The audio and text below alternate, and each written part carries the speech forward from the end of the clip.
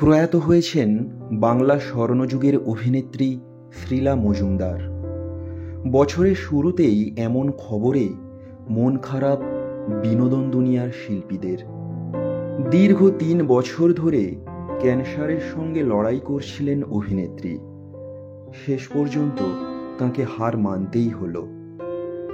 এদিনই কেওড়াতলা মহাশ্মশানে শেষকৃত্য সম্পন্ন হয় অভিনেত্রীর।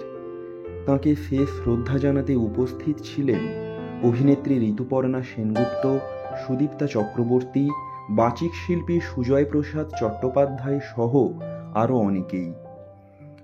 দীর্ঘ 3 বছর ধরে ক্যান্সারের সঙ্গে লড়াই করলেও অনেকেই প্রয়াত অভিনেত্রীর এই অসুস্থতার কথা জানতেন না।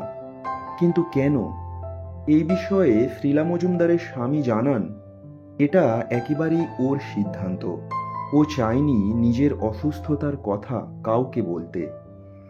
3 বছর 3 মাস ধরে ক্যান্সারের সঙ্গে লড়াই করছিল। তবে এর আগেও ও অনেকবার এই লড়াই জিতেছে, ক্যান্সারকে হারিয়েছে। তবে এবার আর হলো না। তবে ওর বিশ্বাস ছিল ও ক্যান্সারকে হারাবেই। শেষ কয়েকটা দিন হাসপাতালে শুয়েই ইউরোপ যাওয়ার পরিকল্পনা করেছিল। ও চেয়েছিল আমরা দুজন আমাদের ছেলেকে নিয়ে ইউরোপ যাব। কিন্তু ওর স্বপ্নটি আর সফল হলো না। অসামান্য অভিনেত্রী হওয়া সত্ত্বেও শ্রীলা মজুমদারের প্রতিভাকে তেমনভাবে গুরুত্ব দেওয়া হয়নি। অনেকেরই দাবি শ্রীলা মজুমদারকে উপেক্ষা করা হয়েছে।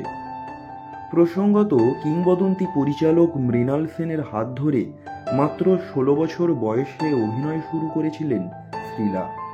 1979-তে মৃণাল সেনের পরশুরাম ছবিতে অভিনয়ের মাধ্যমে শ্রীলা মজুমদারের যাত্রা শুরু হয়েছিল।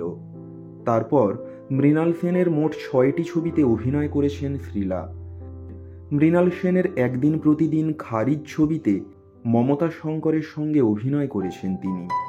এছাড়াও পরিচালক মৃণাল সেনের অকালের সন্ধানে, চোখ সহ মোট 6টি ছবিতে অভিনয় করেছিলেন তিনি। শ্যাম বেনেগালের আরোহণ, মান্ডির মতো ছবিতে কাজ করেছেন তিনি। শাবানা আজমি, নাসির উদ্দিন শাহ, স্মিতা পাতিলের মতো অভিনেতা অভিনেত্রীদের সঙ্গেও কাজ করেছেন প্রয়াত শ্রীলা মজুমদার।